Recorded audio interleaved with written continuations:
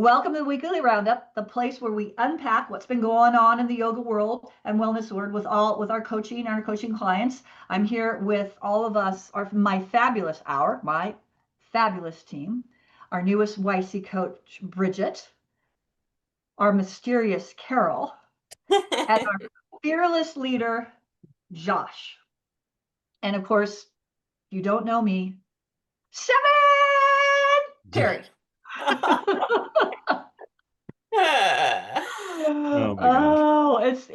It's Thursday. I brought my whole family in town. I'm super excited. We haven't all been together since my mom passed in 2019. I've got all four of my siblings.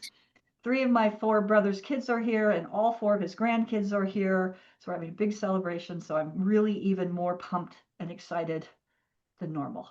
The whole product is there. Yes, the whole product of Terri, #Terri's dad, all his progeny are here. The whole product is there. Can we talk about product? Yeah, let's talk about product.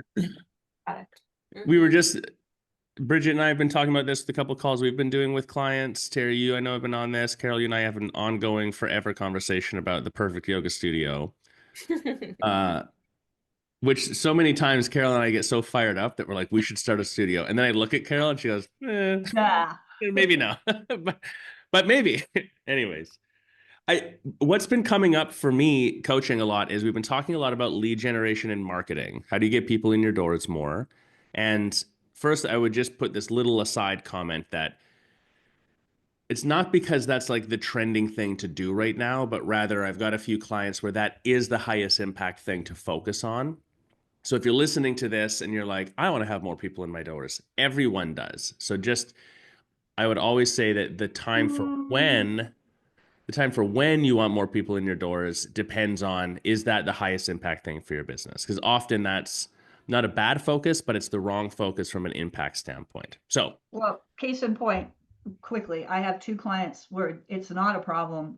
It's almost to the point where maybe they don't want as many people coming in because their conversion sucks. Yeah. So it's just like it's not even a funnel. It's just a big black hole. People are pouring in and pouring out. Right. Well, because I think they don't have that, like you said, we got it. What's the underlying problem? It's conversions. Yeah. And that's in the beginning, that's often the case. That's the first thing to solve. I think the thing that people don't realize is that if you get, and this is a rare scenario, but it does happen, if you get more leads in at some point, that actually has a higher like wear and tear, let's call it, on your business. And so if you can't convert them, it's not only no point, but it actually creates other problems that you can't see yet. Yeah. And back in the day, we would see this more commonly where there were studios in certain markets where the studio is like, it's only 2-3 years old, but it's just beat down. The staff is friggin' fried and really jaded about customer service and stuff. And it's because they're seeing 200, 300 first visits a month, but are struggling with only 200 members total. So they're like not really paying the bills, but you're just hustling all the time. Yeah. So that's a rare scenario, but it does happen. And the point being conversion first. You have to have that down. But let me keep this going. I was just saying that as an aside that, when we're talking about lead gen, just be aware of, is that the thing to focus on? As soon as we start talking lead gen, though, we start talking about product. Yep. This happens every single time. And it's very rare that we don't encounter the scenario where we need to go back to the drawing board on the product a little bit. And so I think one of the comments that I would put in here and then let you guys spin off of this is just, in any other industry, like if I'm SodaStream and I'm developing this bottle, I would develop this bottle like 50 iterations before it even goes public. And then you do product development and you have this ongoing improvement of your product. And that's how product works. I mean, that's the way you have to do it, is through this like optimization loop over time. Yoga, and not just yoga, like boutique fitness and wellness, but especially yoga, Pilates, Legree, bar, like any Megaformer stuff, that whole category do little to no product development. You just open up and you're like, this is the product and this is what I like to do. Maybe you put in, here's the way we like to do it. Maybe. And then past that, it's like, go teachers. And that's it. That's the whole product development. And then And by so product, we mean the class, just so for real clarification, because when we say product, yoga product, we're talking about the class, because your yoga class is a product. yes, that's the crux of it. I would say Yeah. it's your whole experience. Yeah, the whole It's the experience. Yeah. experience you offer as your product. But the class is the major component of that, of course. Mhm. But to that point, it's like it's not just in the class. It's also what's happening before the class, what happens afterwards, the environment that you're in, the way that we speak with people. Like that's all collectively creates what the product is. But the major point here I would just say is that studios don't do any product development, and then you'll have classes that are 50% or less full, and you're struggling to get certain things to happen, and membership's not growing, and blah blah blah. And we start looking at all these other things. Oh, I must just, this is why it ties to lead gen. I must just need more leads. Oh, it's just because my staff sucks. I need to hire someone else or get rid of this person. Or I don't know what to do or whatever. When really, the thing that you're not looking at is your product. Like, because it hurts your feelings. Yeah, Like, it hurts your exactly. feelings to have the realization, you're like, maybe my product is shit. Let me just finalize this with this thought. There's a marketing saying out there which has some truth. I don't actually believe this is 100% true, but you only market because you can't sell, and you only sell because your product is shit. And Mhm. the concept being if you have perfect product market fit, then it sells itself, people evangelize it, and you have lots of leads coming in. Mhm. It like is I guess the point would be that it has the potential to be that powerful that it solves like 5 other things. Apple. That's why I did the Apple emoji, because Apple's Oh, very Apple, like the company. Apple, the company, is very much about. I mean, you read about it. Steve Jobs was. I mean, he didn't care. It's like their product. And it is. It's like people wait. Like my brother-in-law, he doesn't buy a lot of technology. You'd love him, Josh. He's an Apple dude from way back. But he always has the latest. He always has the latest iPhone. Mhm. Right. So it's because they're yeah, product market fit. Mhm. Well, I think it's, I will say, oh, go ahead, Carol. No, you go ahead. I was just going to say it totally ties in. I think if we've coached and we have pricing dialed in, we've done the sales training and you're still not converting, then I'm always like, have you been taking the classes at your studio? Have you been a fly on the wall? The whole experience is, a big piece of that. It's hard being on a screen and not being there in person. That's why I love on-site so much because it's like you get an immediate feel and if the product is good or not. But I agree, Josh, it's like these studios that are really crushing it, like the owners know they're on top of it, they understand, and the consistency, I think, in the product that was always the biggest thing for me. Even if maybe it's not going to be the class for everyone, but if it's consistent and people know what they're going to expect or they're going to walk into, that's super important. I think one of the highest impact things. Because like it or not, at least you know what you're getting. I hate it when I go to a new studio, and I've had this story before. I went to my hometown and it was like supposed to be a hot class. And then the teacher was like, "Well, I'm subbing. Do you want hot today?" And I was like, No. "Yes." But somebody else was like, "No, I'd love for the heat to be off." And for a first time, I'm not going to speak up and say something, but it's and then I had a client recently that was like, I've noticed that one of my teachers like spends the first 10 minutes of a 45-minute class greeting everybody and saying hello, which is lovely, but you're only getting like 30 minutes of actual class. Like what's going, it's That's like, cheating. That's cheating. That's true. And also, why isn't that teacher out front at the front desk doing that exact same thing as the people come in? we talked Yeah. about that. Yeah. Yeah. Yeah, I mean, that's. Yep. I mean, I love what you're saying about this, Carol, because it is true. I was at an onsite several years ago, and I was there. It was a Vinyasa flow studio. It was they did heated and unheated classes, and they had their signature flow. Everybody, you ought to, like, I know you got your honey series, right, Bridget? And I'd love for you to talk about that and what you do, because I know what you do is, I really like what you do, is I took 4 of their signatures class. Let's just say for purposes, it's Honey Flow, and including the owners. And I asked the owner, I said, are these it's supposed to be basically this? She said, yes. I said, well, guess what? They were all completely different. Mhm. And I said, you, my friend, have a product problem.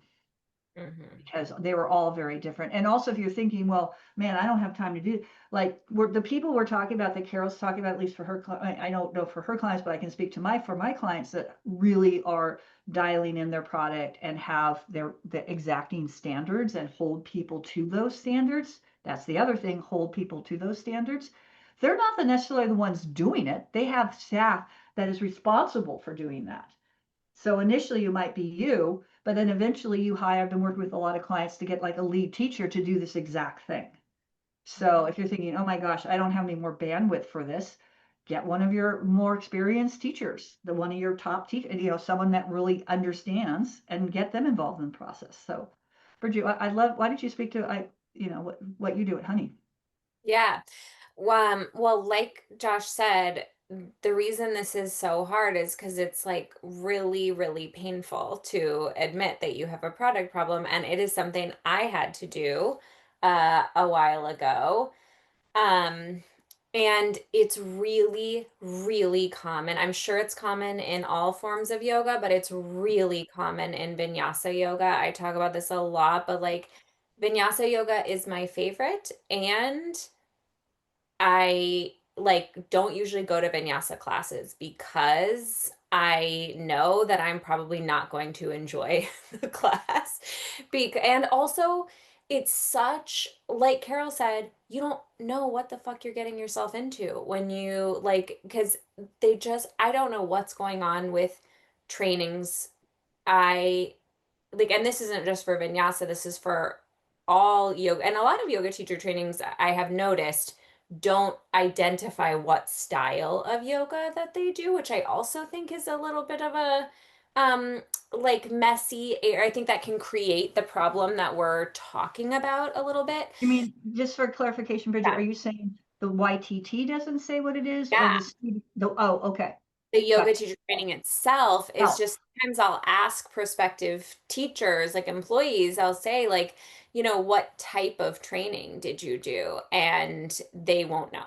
They just say, like, oh, it's just a yoga training, which, yeah. So it leads to this issue, um, vinyasa like, it's sort of at its core is meant to be like not particularly prescriptive. But the problem with that is unless you're running a really like good training and using all those trainees as your employees, what you get is like anyone coming in to teach a class is going to be teaching like some random shit that you like don't have any idea what they're doing, and it's going to be so different from one to the other. So I realized I had a product problem because I'd never really like thought about it that much. Um, and it was really overwhelming when I first realized that because I didn't know where to start, and I wasn't at this point, this was like 5 years ago, and I was a lot earlier in my own journey as a teacher too. But long story short, it does take up a lot of time, especially if you're a vinyasa studio or a studio that isn't like something real like Bikram or whatever that has a clear. And I'm sure you guys run into your own issues with stuff like this too, but I had to develop what a class looked like. And now I have pages and pages and pages laying out like exactly. I have video trainings linked on those pages. Like it is actually the thing. I do have a lead teacher, and it still takes up a ton of my time. And part of that is I'm still mentoring my lead teacher and we're working together on a lot of stuff. But this is a really big, hard thing. But you just have to tackle it like you do anything, like one bite at a time, and just starting by like figuring out what you like, what your values are about what a yoga class does for someone is a really good place to start.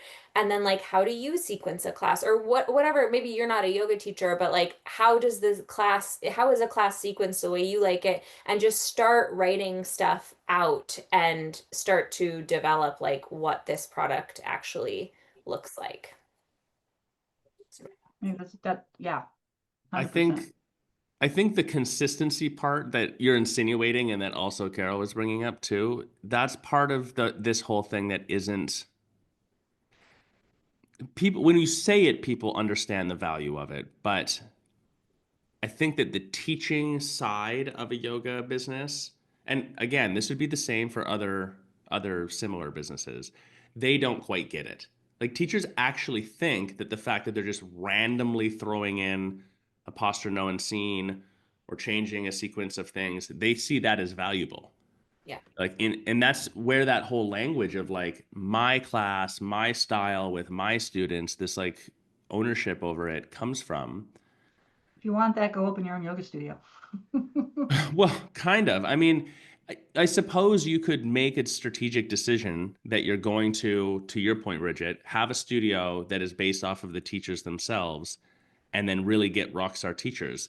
But I can tell you from my experience that every studio who says that doesn't make it actually happen. Like there's very few studios out there where that is truthfully the case.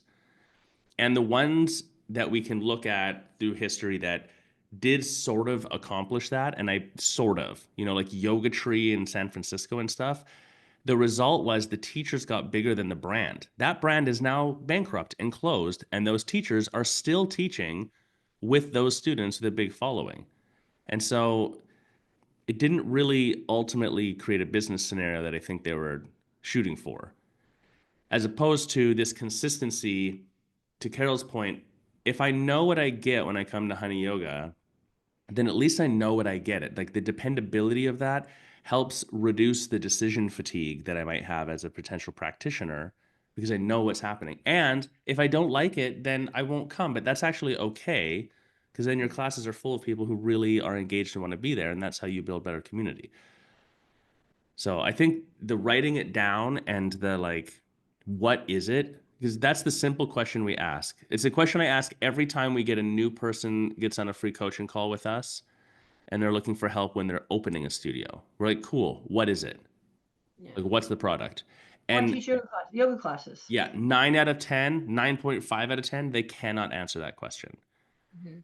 And that's no knock on them. I mean, it's just like when you're excited about opening a studio, you just think, oh, I'm going to teach some yoga and I like yoga and let's open up and I'm going to have this really dope Buddha statue up front. Like that'll sell it all. So, or you hyper fixate on the flooring or whatever. Just, but whatever. The point being, yeah, having a consistent product is then spins off into everything else. Yeah. I think the teacher training is a good part, but the ongoing mentorship is also a huge component of this. I know, Terri, you're really on that. And best case scenario, you've trained someone in a specific modality for your studio and they go in through your mentorship program and have enough classes that they then exponentially grow. Like that's how if you want to know how do you have a really awesome teacher as your product, that's how, or one of the ways how. I was going to say, and now here's a red flag. I'm sure, Carol, I bet you, I know we've had this conversation before, is working with a client, we're looking at their class, and they say, well, what is this class? And the owner was like, it's just this teacher gave me this name and description. I'm like, yeah, no, that doesn't work. Huge red flag. So if you yourself as the owner cannot describe your product, there's a problem.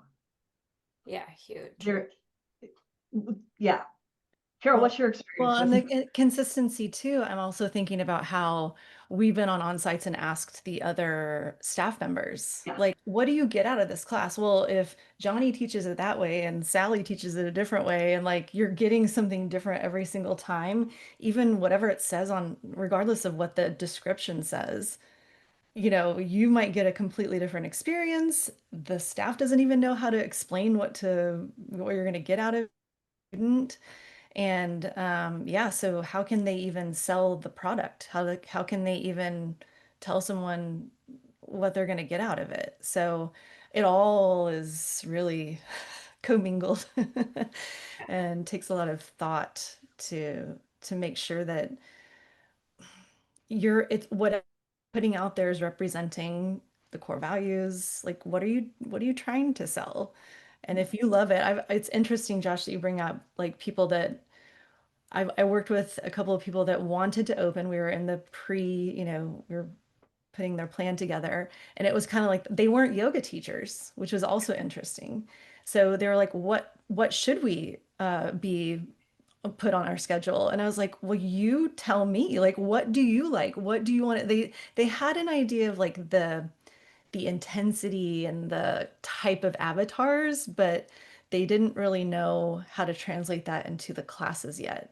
So I was like, you need to go take as many classes as possible and write your notes down right after and tell me like what did you like about it? What did you not like about it? This is what we're going to use in our studio, and this is what we're not going to have, absolutely not at our studio. So I don't know where I was going with that, but that can be helpful Yeah. to Well, I was going to take say, other classes.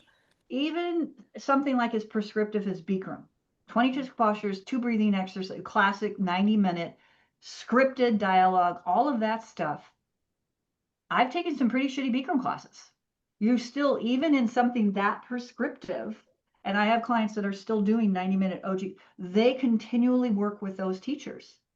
Yeah. And like, your timing's off, you're pausing too long, you're talking too much, all of those things are part of it. So yeah, so even when it's something as defined as like a Bikram series, you still need to maintain that product. And also, Carol, to your choice too. I love one of your clients. I was at her on site last year. Resilient Soul. I'll give her a shout out in Loveland, Colorado. Susan, if you're listening, hi. Is when we were chatting, she had a very clear vision working with Carol on what she wanted, because she was like, she doesn't like power. She doesn't like hot, she doesn't like hot yoga. She doesn't personally, she wanted to create a space. She said there's plenty of places in the area that offer that type. And it's like, no shade on them. It's just, that's not what I want. Mhm. So her studio is very restorative. It's very calm, right? That's the vibe she's 100% created. And I always say this, the first time I walked in, I felt like I was walking into a spa. Yeah. Now, it really took this hot yogi every ounce of yogic superpower to stay in that damn class, because it's like, this is not the type of class I like. It's too It's a good ego cold in check for here. you. Yeah. The air con was blasting. I wanted to go get my sweatshirt, but I'm like, I can do this. I will say, and I said this to the teacher afterwards, it was very intentional. Now, it's not a class I would take all the time. I did get a lot out of it. And I could tell she really curated that class, because even the music was flowing with the flow, and it made sense. The music change. I mean, I told her, and I told Susan that. I said, well, this is not something I would do all the time. Kudos to you for doing it this way, because that is a powerful product. Yeah. Right. And to that point, the two things that it sounds like it had, this is a good example. First is clarity. You know, after one class, now obviously you have a little bit more awareness around this, but you know what the product is. So now if you lived in that market and you're looking at, here's the 5 different options that I have in my driving bubble, if you wanted that, that's where you would go because it's clear. Yeah. Yeah. And I think that's the part from a marketing sales perspective that studios miss, that clarity is a necessity for people to make the decision to come to you. If you're known as the place that does this versus this versus this, that's beneficial, one, and two, that's how you stop competing. Yeah. If Yeah, you don't have the clarity, you're in competition. Yeah.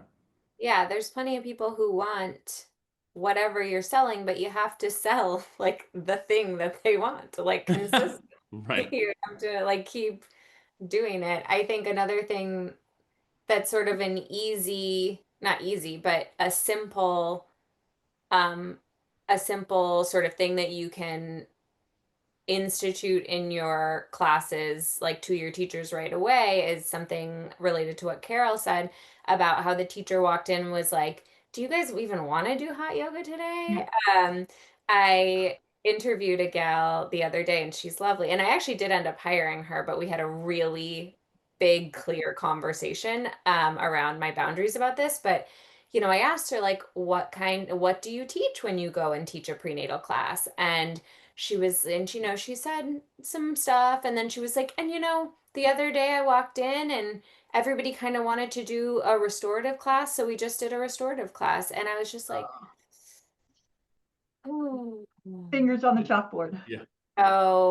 So rough to hear. And I think that, and this is why I keep mentioning yoga teacher trainings, I think there's something going on in teacher trainings where people are saying, like, I do hear teacher trainers talk a lot about like teaching to the room, and I think people get confused about what that means. There is a Yes. reason why we do that, and there is some ways that we can do that, but that doesn't mean asking everybody as a group what they want to do today and then deciding what you teach based on what they say. Like, that's not what that means. I mean, I'm sure some trainers do, but so that is one thing that you can, like, if there's anything as a studio owner, if you're like, okay, yeah, I want to work on my product, the first thing you can do is like, is there anything that you know for sure, like, this is how I want my classes to be? And can you speak directly to that to your teachers today and say, hey, this isn't something that is up for negotiation when you go into the room? Like, is it the temperature of the room? Is it like how long your shavasana is? Whatever the fuck it is, if you can just start small and just say, like, this is something we don't change. We don't ask at the beginning of class what people want to do. Like, this is this and this is this. I think that's a good place to just start, at least. Yeah, and also like I want the lights at this level. Yeah, exactly. The music, yeah, Right. everything. Yeah. Like in Bikram yoga, a lot of studios, when you turn around lying your back savasana, will dim the lights. But I was nope, lights are full the entire class until final savasana, when you can go back, dim the lights for final savasana, and that's it. Right? Because the volume, music, all that stuff. I want to throw out to you guys as a team, because this conversation comes up also when you're talking about product and how many different, where's the line between too few types of class? And of course, you can use the Bikram extreme, is that we only teach Bikram, but there are very few, I think, still, most Bikram studios are now teaching maybe some other products, other types of If class. they're not, they should. Yeah. So from a business perspective, that's just, that model doesn't work anymore. Sorry. yeah. So it's like, so where's that line between not enough versus too many? Because to your point, and what we're talking about in the product is like, it's straight up, it's impossible to be all things to all people. Yeah. So where is that line? Is it 2 different types, 3 different I've seen clients that have like 8 different types, but when you look at them, they're really like four primary type classes. So yeah. Well, we've seen like 12 at a studio. Vinyasa studios especially end up with it. I say it as a joke, but I've seen it multiple times. There's a studio in Florida comes to mind where it had sunrise flow, slow flow, power flow, and vinyasa on the schedule. I'm like, what's the difference between these? And they're like, No, yeah, like that one's kind of a little harder. Yeah. No, it's such a vinyasa thing. And also, like, no one knows what power flow means, because it actually doesn't mean. Brian Kest calls what he does power flow, and it's totally different from what like people who did like a power flow like a power yoga training do, because Brian was just like, okay, mine's power flow or mine's power yoga or whatever, and he's talking about the power of your mind, and like it's all just nonsense. Like, it just doesn't. Yeah. Well, one of my favorites was working with a client is looking at her schedule, and I've said this before. One of the classes, what she has yin, which is great, but then she has slow yin. And I put, what is slow yin? How What's much slower than slower can Yeah. yin get? And she's like, I don't know, but that's what the teacher wanted to call it. I said, no, just call it yin. What is slower than yin? What is slow? What is slower than slow yin? But you know what? Yeah, that You sort one of posture the entire 75 minutes. yeah.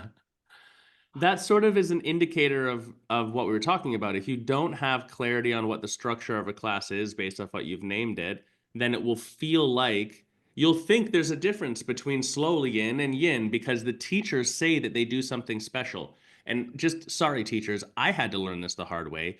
Your class is not that unique and special. I can count on one hand the number of times I've gone into a class and been like, holy shit, that was something different. Like, that's just not a thing. And I know you think it is. It's not. That's okay. You're not really trying for it to be. I think focus on your class being engaging and compelling. Don't worry about it being so unique. Yeah.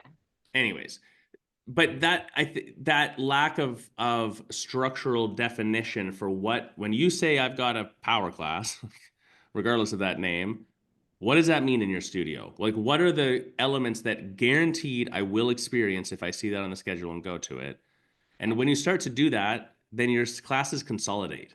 You don't need the difference anymore. Because I think the other thing is the whole like sunrise flow or morning flow versus power flow being different in the evening, right? They're trying to describe the fact that the teacher does adjust how they teach a little bit to that class, but that can be accounted for okay. in the variability of what's allowed within the structure of your class. Like, it doesn't need to be a whole separate product that you name and promote. Yeah. How you teach the class, like, that's the teaching the class in front of you thing. It's like, oh, it's 6 a.m. and people aren't moving yet. Like, maybe don't do 48 vinyasas at super high pace right out the gate. Like, maybe warm up a little bit, whatever. So, Yeah. but to your question, Terri, I think minimum is 3. That's my opinion. Magic number, prime. You can Yeah. have more, but I think minimum is 3. And then every single one after 3, you would have to ask the question, how is this different than what I already have? Yeah. I That's like my that. opinion.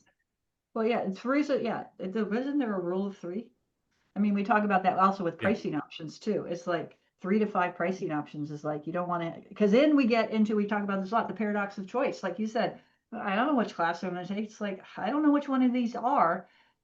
And I know if I take Carol, and like at the studio I was talking about, I take Carol's signature flow and Josh's and Bridget's. Well, I really like the way Bridget teaches the best. So that's the only class I'm going to go to. And then that's also where you get into that is like, um, that may be why one class is fuller than the others because of the way how the teacher's teaching that type of Yeah. vinyasa. I So had this conversation with someone yesterday or day before yesterday.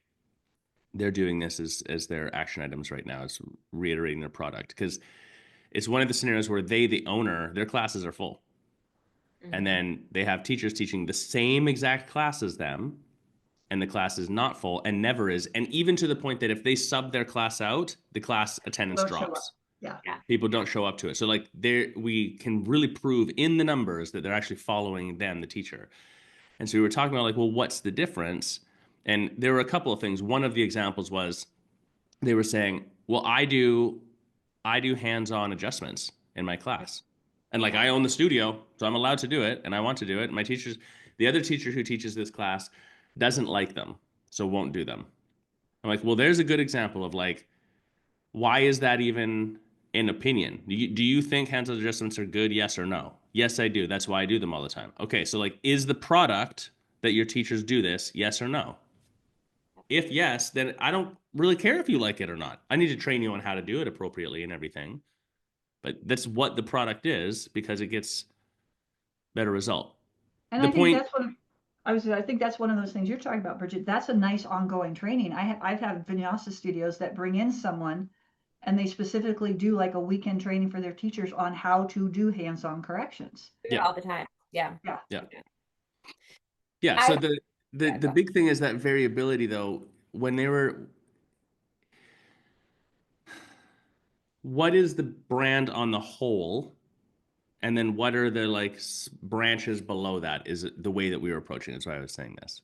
Like, the brand on the whole is like, was more fitness based, kind of get sweaty, get some cardio stuff going. Like, that's the brand on the whole. I'm like, yeah, but you've got these like 3 or 4 classes over here that are not that. They're like soft flow and whatever. And they're your least attended classes and the hardest ones for you to get a teacher to. Like, why are we even Having them on the schedule. having these? Like, well, variety. And I'm like, okay, sure. But like, do you believe in that? Like, is that the variety that we even want? Right. And so even in one conversation, we realized there's like 2 full class types on their docket that you could completely drop, and it would simplify their staffing, focus their marketing and their messaging, and probably have 0 impact on their clientele because they don't have a following. Yeah. I want to ask a One, question about hands-on corrections to get your guys' take on this. I had a conversation with a client the other day she does the hands-on corrections. She likes the teachers do hands-on corrections, but some of the teachers don't. And so therefore she's like, okay, well, I'm the only one to do the hands-on because they're just not comfortable doing them. And again, it's a similar thing. And when I asked her, I said, the consent cards. A lot of vinyasa studios will have some type of card where it's like, if it's the smiley face, you can do hands on. If it's a frowny face or yes, no, whatever it is, whatever little token. And she said, no, I don't like to do that because I just ask client who wants, and if they put their hand wherever, then I just remember them. And I'm like, okay, that's great. That's a great skill to have as a more experienced teacher, but perhaps the reason you're not younger, but you're newer and less experienced teachers are uncomfortable doing that is because that's a lot to remember. If you have a class of 30 people and you like asking them who wants hands-on adjustments, put your hand over your heart type, and I making note and I have to remember 15 or 20 people, that's a lot to ask. So I said, well, maybe perhaps you could get your teachers to start doing hands-on corrections more because you like to do them, or the same thing. Give them a tool so they don't have to keep track of who wants it and who doesn't. I have thoughts on that. I mean, what do you do at your studio, Bridget? Do you do hands-on at your studio? yeah, I will say that hands-on assists are really hard to enforce like staff doing because like I maybe someone else is like better at like doing this, but it's really hard to become skilled, I think, at giving them. And it's just I offer them, I bring people in to do workshops. I offer to subsidize them if they want to go up. I have a friend who does them up in like North County, and I say, I will pay for you to go to this workshop, and they'll go or they won't go or whatever. It's really hard to get everybody on board with doing great hands-on assist. I don't know.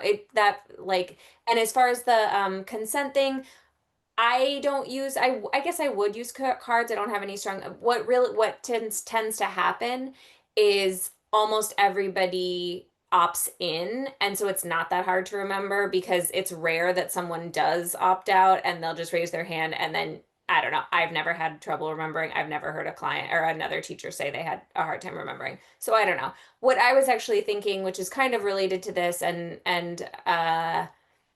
like something I would be interested in hearing everyone's thoughts about. But what I am hearing a lot in every story that everyone's been telling about their coaching clients who've been through this, or studio owners who've been through this, a lot of it, I think, goes back to this bigger conversation that we have a lot, which is about, or at least that I think about a lot, is about like leadership and like sort of that way that we interact with our staff. And I think so many of the stories everyone's told is like, well, my teacher said she wanted to do that. And like, or like, my teacher said that this is what we should call it. And developing yourself as and I have been there. Sometimes I would have a teacher who would be like, I would say the lights need to be fully off for our candlelit class. And she would be like, well, I like to leave one on. I'm like, not like how it works. But that was how it worked at some point in the history of my studio. I was too intimidated because these teachers were older than me and they were bossy and they were whatever. And I really had to learn to be like a stronger teacher and a stronger leader, really. And that was a huge part of my product development too, was just being able to be like, actually, these are just the rules. Yeah. I think you're hitting the nail on the head that like that is why this can happen so in extremely, I think, in studios, and then can feel intense to change it, because as the owner slash leadership group, like you have to change, you have to start to lead. Exactly. I was thinking about the light's a good example. The corrections thing is like this too, that a component of this as a good leader is great leaders create leaders, and that happens through a deeper understanding and a sort of philosophy that you're both following. So if the studio does hands-on corrections, the first step isn't even about how to do them properly. The first step is, why would we even consider doing them? Like, you have to like sell your team on this idea. We do this here because, and have that conversation. In theory, if you had that conversation, then you're not going to get the teacher that's like, well, I don't like to do them, because it's either you're in or you're out. Because at that point, if you're like, well, I don't believe in hands-on corrections, I don't believe in it, that's a different conversation. Cool. I don't even care about that, but you can't teach here then. Yeah. Like, we're not a fit. Good Well, for both of us. Let's dodge that tension. I just thought of a friend of mine, actually used to teach her years ago. OG Beaker, does other things now, but her classes are still 90 minutes. It's like her teachers are still required to stand on the podium. There's no moving around the room. Right. And her reason for that is because she networks with a lot of women's organizations like trauma, rape crisis, things like that. They have a lot of their clients have not just women, but men too, are dealing through some trauma and coming up, the moving around the room. So her thing is, there's a real why behind why Right. she wants people to stay on the podium. Right. And so that's a really good example of someone's like, this is why we do this. And this is not my belief and how I like this product to be delivered. So if you're a wanderer, then don't wander, kind of thing. Right. Like that's is our product here. That And I is our mean, the product here. asterisk on this is always very simple. The asterisk is, and if your business is fucking going under, you have to be willing to Right. change things about your product. You know Right. what I'm saying? So like, 100%. there's a line somewhere, but you can't even know what to change if you don't have definition. If it's all willy-nilly all over the place, you don't even know what's working or not, is the hard part. The leadership thing, I think the other component here, and a little bit of a tangent to this hands-on corrections. Carol and I were at studios recently where like they gave hands-on correction. It was like the first 5 minutes of the class, and the first class I took, they had their hands on everyone in the room. And there was no flip a thing over, ask a question. It was like, this is fucking what we do. Too bad. And so what I loved about it though was the unapologeticness of it and the consistency. Every class we took that happened. No one said shit about shit. That's just how they roll. And so there was no conversation about liking it, not liking it, expecting it, how much, what, like that wasn't even a conversation anymore. And so So if you're that not a person part, that likes, like if you're not, like to your point, if you're not a person that likes to be touched or hands-on corrections, then you just don't go to that studio because that's their ethos there. and They that very much could be a thing for people, so I wouldn't even debate that, like, is that the right way to approach it if you're going to do hands-on? No, but at least it was clear and definitely part of the product. Like, definitively it was there, and that came from leadership down, really defining their classes and being like, this is what happens in this class. It's well, like these are the 3 or 4 components. we talked about this a while back. In fact, I did a follow-up post a while back about leadership versus micro. Someone said, I don't want to be micromanager. Well, there's a difference between being a leadership versus micromanagement, right? Because sometimes people are, I don't want to dictate this because I don't want to be micromanaging. Well, that's really not micromanaging. It's like, here's our product. We expect you to uphold the standards of this product. And this is why. That's leadership. Almost nothing that yoga studio owners say is micromanaging actually is micromanaging. Yeah, totally. It's so true. Yeah. It's so true. Studio owners are very often micromanagers. We do encounter that often, but I think less than the industry would talk about. Yeah, Like, everyone's oh, like, I asked I don't Bridget want to, micromanage. I asked Bridget to do her actual job. I don't want to be a micromanager. You're like, yeah, that's just telling her to do her job. Like, I don't know what we're talking about here. Well, I think the other piece of the puzzle with product is pricing to some extent. And like we always make the point, people don't buy your price. On the other hand, pricing is a component of your communication system in terms of how it directs people based off of their behavior and desires towards the appropriate paths to then have their habitual practice. And if it's confusing or whatever, then that doesn't happen. But it does sort of fit all together where it needs to make sense. As a consumer, if I'm looking at your business and I see an advertisement online and it says something, and then I click, and then I go somewhere and I book a class, and then I come in and I have the experience that I was promised, and I'm have good customer service, and then the pricing that's associated with that at that moment just makes sense to do the next thing. It's the obvious next step. Then everything's easy. Like then sales are easy and people buy shit. So it is also a component of that. We were talking just before we jumped on about weekly membership and different pricing options or whatever else. I think this, to me, this angle of like, what am I doing with my pricing is often missed. I think owners get hyper focused. In the Pilates world, I was talking with someone yesterday actually. They're really, really stuck on the specific dollar amount of their membership and the specific dollar amount of their what they had as a sort of an intro-y thing. And I was like, we're talking about $5 up or down. Who cares? That's not, it's highly unlikely that's going to make or break anything, you know? So the structure and how it fits into the bigger product element of it, I think, is more important. What's coming up for me is when you're asking how many products are too many, and kind of that sweet spot where you landed on was 3. I think because if we're trying to tell somebody through our pricing, if you come 2 or more times a week, then it's going to make the most sense.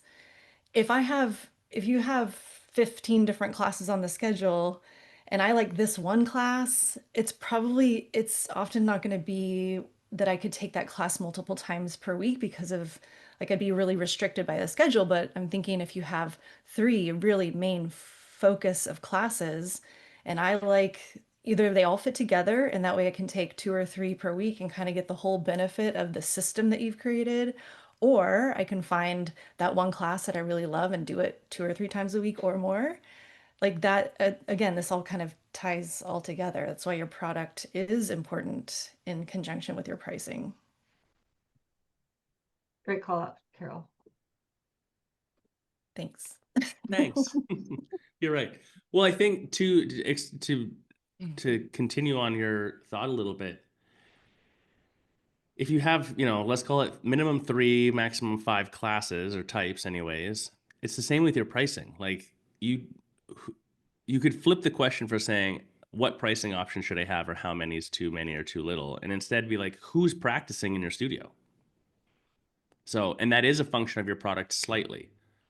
If you have 2 rooms and in one of the rooms, it's more restorative, hatha style classes, but that's a more limited schedule, and you're going to have a group of practitioners who are like only doing your yin or your nidra in that room, and you want a membership for them, but they're maximum going to come twice a week, not minimum, maximum. You would need a membership for that avatar in your business.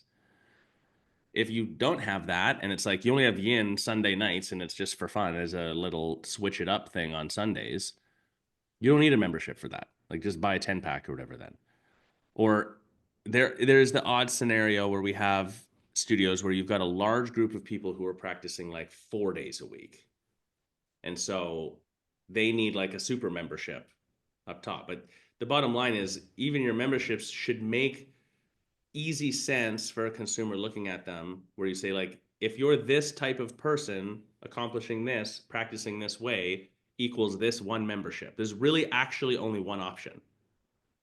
If you're this person practicing this way, looking for this outcome, there's this membership option, and that's a different thing. And so that builds the congruency with the classes that you offer as well. The Well, actually, I have a great example of this. I have a great example with the client. I've been working with the client. They have a pretty dialed in product. Like anything, it always can be improved. We always want to be improving, like Apple does, right? And Microsoft and all those tech guys. That they were started as Beacom Studio, and then they added IHP and some of these other things. But they also have, and they also do Vinyasa, blah blah blah. Now, but they also had only 2 classes a week of yen. Just 2 classes at two nights a week. And yet the class before the yen class is often full with a wait list. The class after yen is often full with a wait list. And the yen class, typically, they have a big room, is maybe 25% full. And when we looked at the people that took that, there were 1 or 2 members. That what made me think of this, Josh, is most of them had a class card. It Yeah. was like, and I just said, you're not a restorative studio. Let's pull those yen classes off of there. Yep. And put like another power flow class in there or IHP class in there. I guarantee you those classes are going to have way better attendance than like 25%. So that's happening. It'll be interesting to see if this bears out. I can report back later. The change that I feel bad, because I do feel a little bit bad, is that the yen teacher, she only wants it. Here's the thing. She only wants to teach that style of class. She's not interested, even though she could. So therefore, she's not going to be teaching at the studio anymore. Yeah, maybe there's another time slot for the yin class or whatever, too. We talked. I just straight up said, maybe you do yin as a pop up every now and then, but at your studio, your clients have told you this is what they want. Look at this. Look at the attendance, right? So I don't know. Yeah, I think there's value in whether it's class type, teacher, schedule, and pricing, all of these things. There's value in looking at it through the lens of what are my people voting for? Yeah. Now, if you're a brand new studio and you don't have very much volume coming through, no, like you're still creating things. There's no specific timeline, but usually in that first 3 years, it's like you can take some of the data that you're getting from your student behavior, what they're asking, but take it with a grain of salt because you probably have to figure yourself out first. But once you're going for a while, to your point, Terri, it's like, yeah, you've had a yin class on here for 3 years and it's never had more than 25% capacity. And it's always people who only buy a 10 pack. We love having them in the business, nothing against them, but like, this is just not working. Move it, axe it, do something. Pricing, the same thing. We see it often with a studio, less so now, but well, still often, where when we look at the numbers of what are people buying in a studio, they're like, I want, the studio owner has the desire to have better cash flow, security, more total revenue, better margin, which is very likely to be in most studios' monthly membership. But then they're selling a buttload of class cards. And so that's the conversation we have, is like, based off of your current pricing structure and your prices and also how you're promoting it right now, people are voting for class cards, which is partly a pricing problem, but it also tells you how you're communicating and how they view your business. This will tie to a couple other things we talked about. If I'm buying classes at 10 at a time at your studio, I'm thinking about your studio as, I have 10 classes there. I should come 10 times. Every time I come, it costs me something. So I should also like think about and strategize my practice, rather than if I'm on monthly memberships, like I should just get in there as much as I can. Like I feel like going today, cool, I can show up. And that more consistency. So that it changes the behavior of the client a little bit. So the voting on it part is like, if people are buying all your class cards, I can already tell you that you have classes that are struggling. I don't even need to look at the roster of them. I can tell you have classes that are struggling because you have people who are strategizing the use of their passes. And that's one of the components that goes to the, like, if you don't define this product, then I follow Bridget because I like Bridget's class. Well, Bridget only teaches twice a week and I can only make it to one of those 2 classes. I'm never buying membership. So like the whole problem, it's all intertwined, all of this. Versus defined product where Bridget might be my preferential teacher, but of course I'll take Carol or Terry's class. Like I don't care. And that's what gets me from 1 to 2 a week or from 2 to 4 a week. And then the pricing strategy makes sense that like, well, I'm going to be on monthly membership. And then I practice more, and then I feel good. And guess what else happens? And I bring my sister in with me, and I stay on for 8 months, and my LTV is 10 times what it was before. Like that's how these all fit together. What about this charging bi-weekly thing, Carol? I don't know. We've talked a lot about the 4-week billing cycle and then a 1-week billing cycle that's been really successful in a lot of studios. And I had a client ask me just yesterday, what about every 2 weeks?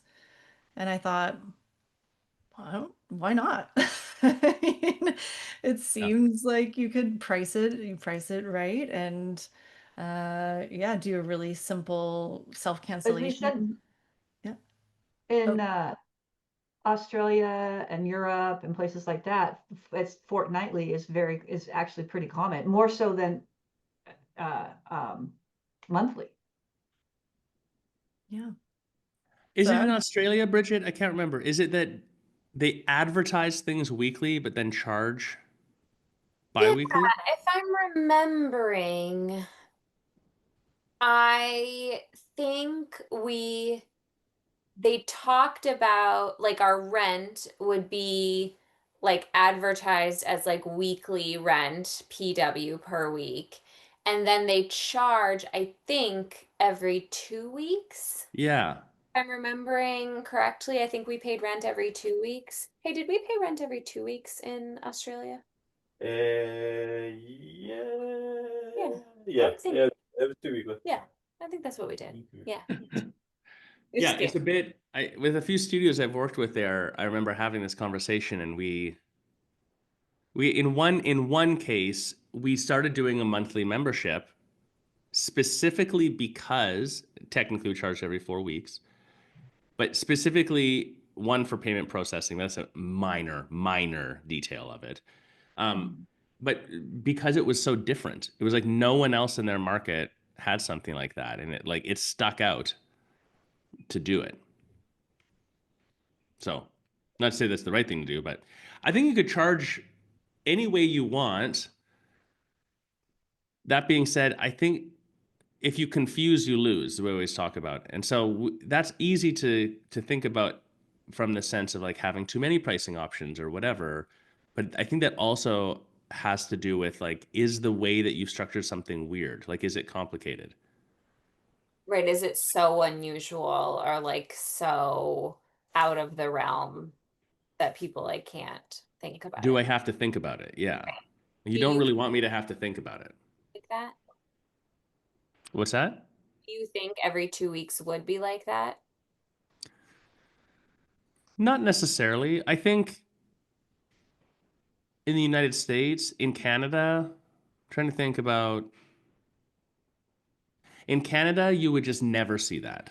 I can't think of anything ever you would ever get charged it would make no sense culturally. There are no charges of any sort anywhere. There's no payments. Well, that's not true. You get paid every 2 weeks in Right. Canada. this is a Canadian studio, by the way, just Yeah. so That's interesting. Maybe that's a part of it. People get paid every 2 weeks. But that's not even standard across company to company, let alone province to province or countrywide. Some people pay, it's like you get paid with a 1 week delay in the pay every 2 weeks, and it's it's the 7th and 21st you get paid on. Other businesses is first and midway, and like it doesn't make any sense. It's all over the place. Well, actually, it does. Here's the thing, because there's different pays in the States too. Bi-weekly is you pay every other week. Bi-monthly you pay as opposed to but twice a month here, because if you're paying bi-weekly, and I actually switched at my studio from bi-weekly to I think it's semi-monthly, where it's 2 times a month, because if you're paying bi-weekly, there are months that you will have 3 pay periods in the month. Right. So if you're paying twice a month, then it's like the 5th and the 15th or something like that. Then you as the business owner, it's like your cash flows a little bit, you don't have to, like, 1 month you have 3 pay periods. And I remember when I did this, I looked ahead, and that year there were 7 months that had 3 pay periods in those months. Maybe So I this switched to the every time. Yeah. So the this is pay thing, maybe it is tied to pay, but every other week, 2 times a month, it's like there's different pays across most places. I guess is my point. Carol, was it charge every 2 weeks from when they sign up? Yeah, they were talking about doing a different kind of intro, perhaps, and maybe because they were looking at other studios in the area, and one of the other studios does a 2 week intro. Right now they're on a direct to membership model, the studio I'm working with. And then I want to say they thought about it because that other studio in their area was also doing every 2 weeks, and they had done it in the past. The studio a while back had tried it. It was at the end of our call. We didn't get really deep into it, but I thought it might be a fun thought exercise for us to go through. Yeah, it's a good thought exercise. I guess the question would be why? Like, Yeah. what advantage would you gain from doing that? So I suppose answering my own question a little bit, like if you're charging monthly and you switch to every 2 weeks, then like charging weekly, you would in fact create one more payment in a year.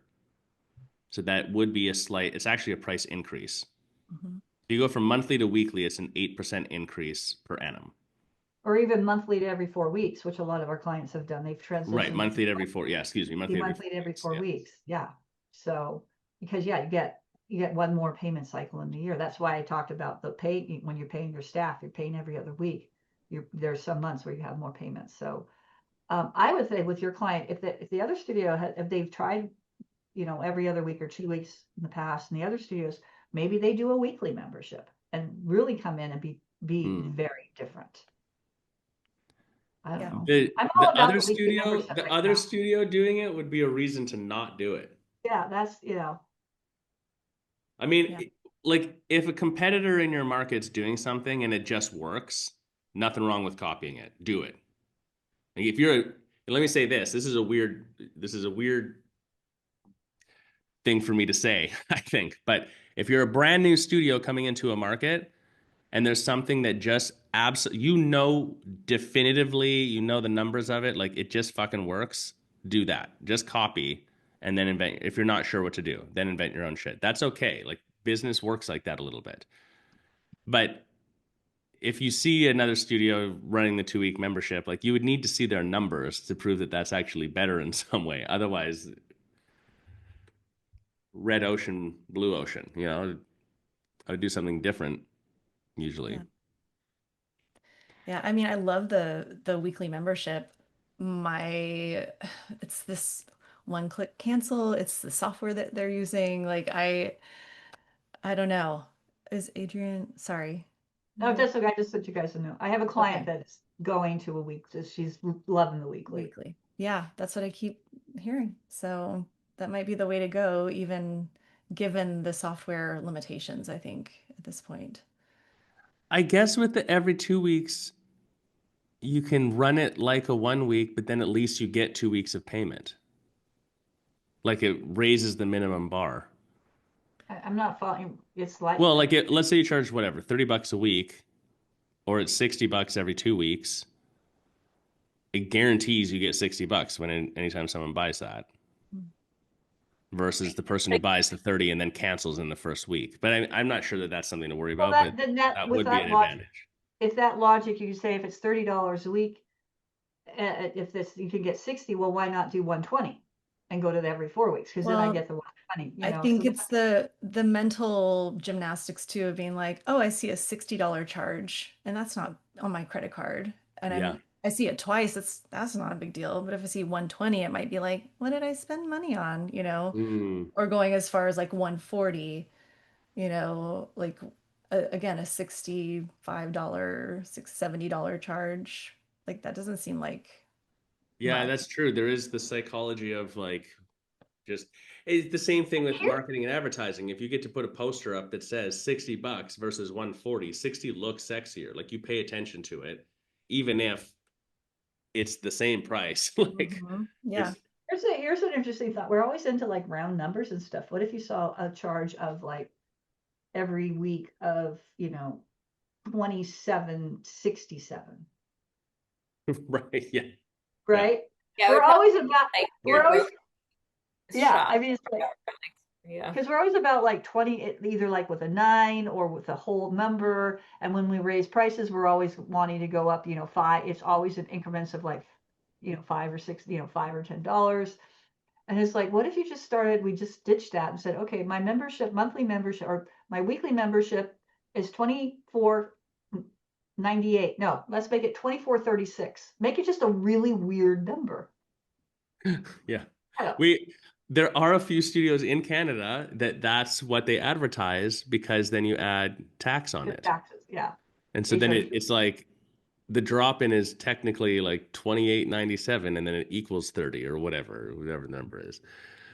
But even, yeah, I don't know. Even that, I'm like, why? Like, well, then it's an even number. But I'm like, they're pulling their credit card out either way. Who cares? Like, they, Well, here's this while we're speaking of pricing, this is kind of part of pricing is I've noticed some studios are starting to add a service fee. yeah, I've seen that too. Yeah, they're starting to add like 2.5% service fee to help them cover the cost of the transaction. It's risky. I think you run the risk of it feeling real slimy. Because they just charge them 2% more. I just don't like, Yeah. looks like That is always the debate. Yeah. And well, I that's where think it depends on the program you're using with payment processing, but the problem is it's not just 2% more. Like, it might be on paper it's 2.5%, but then after fees and stuff, it's actually like 3.5. Like MindBody, for example, always would do that. They'd advertise it being lower. When we looked at it and average everything out, the average was 3.5 that you were paying. But like, it's impossible to figure that out. well, We this is Stripe with us, if I look at a whole year of payment processing with us and I put all the fees in and all the transactions back and forth or whatever, it's 5%. wow. And like, to get it better than that would require like such massive moves that I just haven't taken that on yet. But like 5% sucks. That's Well, crazy. I always yeah. looked at it this way. When I would get my merchant statement, from TYS, from MindBody, right? I would look at it and I'm like, I had a great month. Yeah. Right? Right? Because it's like I look at it as it is an expense. It's at least in the States, it is a deductible expense from your income taxes. And I looked at it, it is a cost of doing business, although I have starting to see people going back a little bit. It came up the other day is maybe going back to like ACH. There is still a fee with ACH, but it's when you're doing the bank draft, coming out of the bank account directly. There still is a fee for that, but it typically is much less than the merchant processing fees. Well, that was going to be my question. The whole adding it as an additional charge versus like just make your pricing appropriate so that you cover it. That makes more sense to me. But I guess the real question though is like, okay, cool, but why? Like, what are you trying to accomplish here? Not And paying the fee yourself. right, it's like, are you stepping over dollars to pick up pennies? Is Hashtag one. Terry's dad. That's where you got that from. I think someone other than your dad said that. I think Well, that's what it I'm was. taking credit. I'll give Terry's dad Give credit. Terry's dad. That's Because fine. he always just said, are you stepping over dollars to pick up pennies? And I think this is one of those times where you are. I think it can be. The only scenario I could think of would be, or that was gonna be my question, is like, well, if you're gonna charge me to use my credit card, if I'm like, well, I don't want to pay that fee, what's my alternative option? Yeah. Like, am I going to fucking get cash? Well, that doesn't work for auto pay. So then what are you going to do? So that was my question. It's like, what else? What's the other option? Well, the direct debit from your checking account. But then do you Yeah. have to charge a slightly different fee for that because there Well, is typically that fee is like really, I can't remember because I did away with ACH because there's issues with, I remember it being a hassle. it isn't because the other thing is like with a credit card, you pretty much, you get paid that money, you get paid right away. right. Yeah. With ACH, it can take anywhere from 5 to 10 business days for that money to actually come to you, even after it's been processed. Yeah. And And then if it if it bounces, bounces, you have You to, don't- you get charged, they get They- charged, yep. then they phone you and they're like, I don't want to pay this charge because you charged me on the wrong day and it bounced or whatever. Like, you pay the $80 fee. Yeah. That's the That's why we problem. ended up dropping it in the long run too, because it was fuckety. Yeah, it was like, it was, and then you had to get the copy of the check and then running it. I mean, it was just, Too much friction in the sale. Too much Yeah. friction. A lot of people, yeah, like, well, what Even if- the small little, it's a common thing here in Mexico that like if you want to use a credit card, they charge you an extra fee. In some places here, if you want to use a credit card, they charge you 16% and 5% for the credit card fee because 16% is the tax and everything's cash. And like what they're communicating without saying it directly is we We don't hide pay money and don't pay tax properly. So like this will be on the books, therefore I'm charging you that tax to pay Totally. it. So like here, when that happens, it's legitimately worth it to be like, fuck, and leave and go get cash and come back, Yeah. or just not buy from them. or But just always- even that's yeah. changed. Like since I've been here for eight years more now, like there's a lot more places. Some of the restaurants here, they're charging much like pretty premium pricing and stuff. And so they have a different expectation. They just take your credit card. There's no BS. Yeah, I noticed that Like that.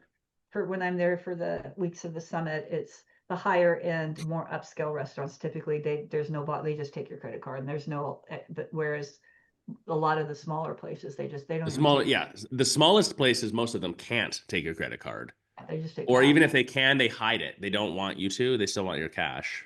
But When we were technically, in LA, we went to this little town, and the street vendors were taking credit cards. I yeah, was like, this is a new time. We are in a yeah. new line. Because I They've got the remember, little clip thing on their phone. yeah, Yeah, like you used to have to get cash for your whole vacation when you went to Mexico. And then yeah. you like it would be crazy to think that anyone would take a credit card like when I was growing up. And now like literally the guy selling like homemade handmade dresses on the side of the road was taking Yeah. fruit guy was taking Hey, credit. I was very. That's a good. It's like sensible commerce. They've just like the is. number of times you get the excuse like, well, I don't have any cash, and then Okay. you're Yeah. haggling, and there's this whole thing. Like now they're like, boop, pull their phone out. Here you Yeah. go. Even I the will- beach vendors, yeah. I felt really cool in Europe because I actually was tapping to pay. How about that, guys? I Oh, had yeah. my tap to pay set up, and I'm like, oh, this is cool. I really like this. They Oh, only right. You Americans haven't been. Canada's had that for 50 yeah, years. Canada, Old news. UK, Europe, Australia. Well, Australia, there are places here, but they're not as prevalent as other places. And it was even great on like the subway and stuff, and the metros and things like that. In London, I didn't do that so much and yes, and the Netherlands too. It was you didn't even have to. Everything's tapped, yeah. I You just only could tap. I never bring my cards. I think most of my cards like don't work because I forgot to like activate them because I only tap everywhere. In America too, I was the same, Yeah. even though it wasn't as common. But When we go back to Canada now, I'll have $40 cash in my wallet or something, and 2 months later I leave and I've got $40 cash in my wallet. Like you can't even use it. And then even pulling your wallet and your credit card out, which your credit card can tap yeah, in Canada, the RFID thing, even that feels like writing a check. Like the person behind you will be like, ugh. Like everyone just uses their phone. That's just to pay for everything. That's just what you do. You know why that's happening, though. I mean, this is coming worldwide. That'll be the way that it happens. And maybe not the only reason why, but this is how we fully switch to digital currency. Like this is part of the infrastructure setup that'll be necessary for us to have complete digital currency. So Or it'll go the exact opposite, and people go back to cash. apocalypse. yeah, Either way, it could go. It could go both. It could really go both ways. I don't think so. I doubt it. I know you're saying. I kind of almost Yeah. wish a little bit. Let's go back to gold bullion. Go bullion. No, that would be a Let's just go back problem to too. barter. I All mean, right. Well, I'm calling. I'm calling this a wrap. What do you think? We're starting to just. Do you want to keep going? I cut you off. I guess we're Yes, done. Terry's done. So well done. Terry's done. Oh, like, It's done to be like, I think we're done. okay. Well, that's a wrap. We got an outro? What's going on here? Oh, we can keep going. I don't know why. I don't know. Like I said, I will, like I said at the top of the hour, the family's here, and I'm just eager to kind I'm of with get. you, Terry. Let's wrap this Let's up. Wrap it wrap up, it up. Terry. Let's wrap it up. All right. Hurry up, Terry. We're waiting for you to wrap it up. We're ready for me to wrap it up. All right. Let me go back to where. Okay. That's a wrap on this week's Weekly Roundup. Tune in every Friday right here on Facebook or subscribe to Studio Cult TV on Spotify, YouTube, or wherever you listen. See you next week. Bye.